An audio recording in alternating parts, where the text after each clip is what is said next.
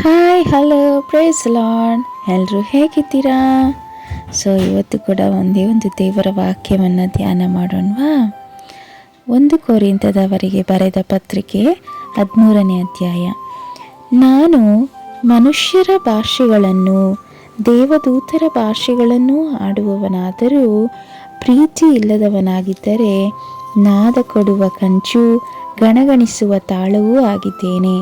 ನನಗೆ ಪ್ರವಾದನ ವರವಿದ್ದರೂ ಎಲ್ಲ ರಹಸ್ಯಗಳು ಸಕಲ ವಿಧವಾದ ವಿದ್ಯೆಯೂ ತಿಳಿದರೂ ಬೆಟ್ಟಗಳನ್ನು ತೆಗೆದಿಡುವುದಕ್ಕೆ ಬೇಕಾದಷ್ಟು ನಂಬಿಕೆ ಇದ್ದರೂ ನಾನು ಪ್ರೀತಿ ಇಲ್ಲದವನಾಗಿದ್ದರೆ ಏನೂ ಅಲ್ಲದವನಾಗಿದ್ದೇನೆ.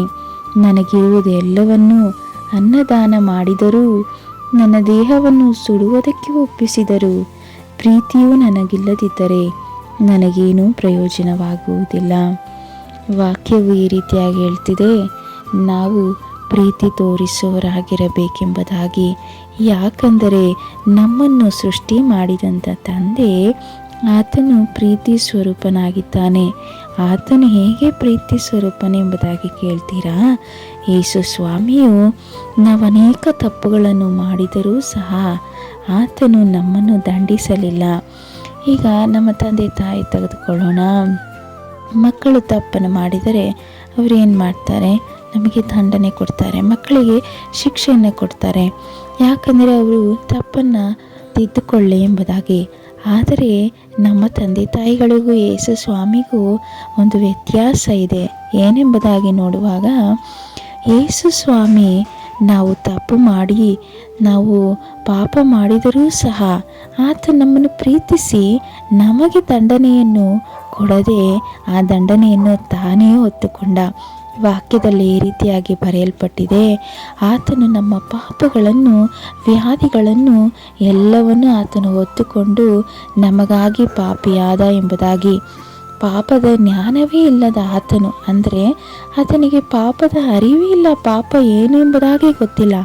ಆದರೂ ನೋಡಿ, ನಮ್ಮ ಮೇಲೆ ಇಟ್ಟಂಥ ಪ್ರೀತಿ ಇಟ್ಟಂಥ ಕಾರಣ ನಮಗಾಗಿ ಎಲ್ಲವನ್ನೂ ಸಹಿಸಿಕೊಂಡು ನಮ್ಮ ಪಾಪಗಳನ್ನು ಆತನು ಆ ಕಲ್ವಾರಿ ಶಿಲುಬೆಯಲ್ಲಿ ಹೊತ್ತು ತೀರಿಸಿದ. ಪಾಪವನ್ನು ಆತನ ಬೆನ್ನ ಹಿಂದೆ ಹಾಕಿಕೊಂಡು ನಮಗಾಗಿ ದೇವರ ಕಲ್ವಾರಿ ಶಿಲುಬೆಯಲ್ಲಿ ಬಲಿಯಾಗಿ ಆತನ ಪರಲೋಕ ರಾಜ್ಯಕ್ಕೆ ಏರಿ ಹೋದನು. ನೋಡ್ರಿ, ಆತನ ಪರಲೋಕ ರಾಜ್ಯದಲ್ಲಿ ನಮಗೋಸ್ಕರ ಈಗಲೂ ಸುಮ್ಮನೆ ಇಲ್ಲ. ತಂದೆಯ ಬಲಭಾಗದಲ್ಲಿ ನಮಗಾಗಿ ವಿಜ್ಞಾಪನೆಯನ್ನು ಮಾಡ್ತಿದ್ದಾರೆ. ಯಾಕಂದರೆ ನಾವು ಅಶಕ್ತರಾಗಿದ್ದೇವಲ್ಲ. ಅದಕ್ಕೋಸ್ಕರ ಈ ಸಮಯದಲ್ಲಿ ಪ್ರೀತಿಯುಳ್ಳ ದೇವಜನರೇ, ವಾಕ್ಯವನ್ನು ಕೇಳುತ್ತಿರುವ ದೇವಜನರೇ, ದಯವಿಟ್ಟು ಆತ ನಮ್ಮ ತಂದೆ, ಸೃಷ್ಟಿ ಮಾಡಿದಂಥ ತಂದೆ ನಮಗೆ ಯಾವ ರೀತಿ ಪ್ರೀತಿ ತೋರಿಸಿದ್ರು ಎಂಬುದಾಗಿ ನೋಡುವಾಗ, ನಿಂದನೆ ಅವಮಾನ ಸಹಿಸಿಕೊಂಡ್ರು, ಪ್ರಾಣವನ್ನೇ ಕೊಟ್ಟರು. ನಾವು ಕೂಡ ಆತನ ಮಕ್ಕಳಾಗಿದ್ದೇವಲ್ಲ, ತಂದೆಯ ಸ್ವರೂಪದಲ್ಲೇ ಇರಬೇಕಾಗಿದೆ. ಪ್ರೀತಿ ತೋರಿಸೋಣ, ಒಬ್ಬರಿಗೊಬ್ಬರು ಒಬ್ಬರೊಬ್ಬರ ಭಾರಗಳನ್ನು ಹೊತ್ತಿಕೊಳ್ಳೋಣ, ಒಬ್ಬರ ಕಣ್ಣೀರನ್ನು ಒರೆಸೋಣ, ಮತ್ತೊಬ್ಬರಿಗೆ ನಮಗಿಂದ ಎಷ್ಟು ಸಹಾಯ ಮಾಡೋಕ್ಕಾಗುತ್ತೋ ಅಷ್ಟು ಮಾಡೋಣ. ಯಾಕಂದರೆ ನಾವು ಎಷ್ಟು ದಿನ ಇರ್ತೀವಿ ಎಂಬುದಾಗಿ ಗೊತ್ತಿಲ್ಲ, ನಮ್ಮ ಆಯುಷ್ಕಾಲ ಎಷ್ಟು ದಿನ ಎಂಬುದಾಗಿ ಗೊತ್ತಿಲ್ಲ. ನನಗೆ ನೋಡ್ರಿ, ಈಗ 30 ವರ್ಷಗಳಾಯಿತು. ಈ 30 ವರ್ಷನೇ ನನಗೆ ಲೆಕ್ಕ. ಆದರೆ ಈ 30 ವರ್ಷಗಳಾದಮೇಲೆ ಎಷ್ಟು ದಿನ ಇರ್ತೇನೆ ಎಂಬುದಾಗಿ ಗೊತ್ತಿಲ್ಲ. ಆದರೆ ನನಗೆ ಒಂದೇ ಒಂದು ಆಸೆ, ದೇವರ ಸುವಾರ್ತೆಯನ್ನು ಸಾರಬೇಕು. ನನ್ನ ಪ್ರಾಣ ಹೋಗುವುದರೊಳಗಾಗಿ ನನ್ನ ಮಣ್ಣಿಗೆ ಮಣ್ಣಾಗಿ ಸೇರಿ ನಾನು ಯಾವಾಗ ಪ್ರಾಣ ಹೋಗುತ್ತದೆ, ಎಲ್ಲರ ಆಯುಷ್ಕಾಲ ಎಷ್ಟು ದಿನ ಎಂಬುದಾಗಿ ಅವರಿಗೆ ಗೊತ್ತಿಲ್ಲ. ಆದರೆ ಒಂದೇ ಒಂದು ಆಸೆ, ಈ ಯೇಸು ಸ್ವಾಮಿಯ ಪ್ರೀತಿಯನ್ನು ಎಲ್ಲರಿಗೂ ಸಾರಿ ಹೇಳಬೇಕು. ತಂದೆ ತಾಯಿ ಕೈ ಬಿಟ್ಟರೂ ನಾನು ನಿಮ್ಮನ್ನು ಸೇರಿಸಿಕೊಳ್ತೇನೆ, ಹೆತ್ತ ತಾಯಿ ಮರೆತರೂ ನಾನು ನಿಮ್ಮನ್ನು ಮರೆಯುವುದಿಲ್ಲ, ನನ್ನ ಅಂಗೈಗಳಲ್ಲಿ ನಿಮ್ಮನ್ನು ಚಿತ್ರಿಸಿಕೊಂಡಿದ್ದೇನೆ ಎಂಬುದಾಗಿ ಹೇಳಿದ ಆತನ ದೇವರ ಪ್ರೀತಿಯನ್ನು ಸಾರಬೇಕೆಂಬ ಒಂದೇ ಆಸೆ. ಆತನ ಪ್ರೀತಿಯನ್ನು ರುಚಿಸಿ ನೋಡ್ರಿ, ಒಂದೇ ಒಂದು ಸಾರಿ ಆತನ ಪ್ರೀತಿಯನ್ನು ಅನುಭವದಿಂದ ತಿಳಿದುಕೊಳ್ಳ್ರಿ. ಆತನೆಷ್ಟು ಒಳ್ಳೆಯ ದೇವರು ಎಂಬುದಾಗಿ ಅರ್ಥವಾಗುತ್ತೆ. ದೇವರು ತಾನೇ ನಿಮ್ಮನ್ನು ಆಶೀರ್ವಾದ ಮಾಡಲಿ. ನನಗೆ ಯಾರೂ ಇಲ್ಲ ಎಂಬುದಾಗಿ ಕೊರಗಬೇಡ್ರಿ. ಯೇಸು ಸ್ವಾಮಿ ಯಾವಾಗಲೂ ನಿಮ್ಮ ಸಂಗಡ ಇರ್ತಾರೆ. ನಿಮ್ಗೆ ಬೇಕಾದ ಆಲೋಚನೆಯನ್ನು ಕೊಡ್ತಾರೆ.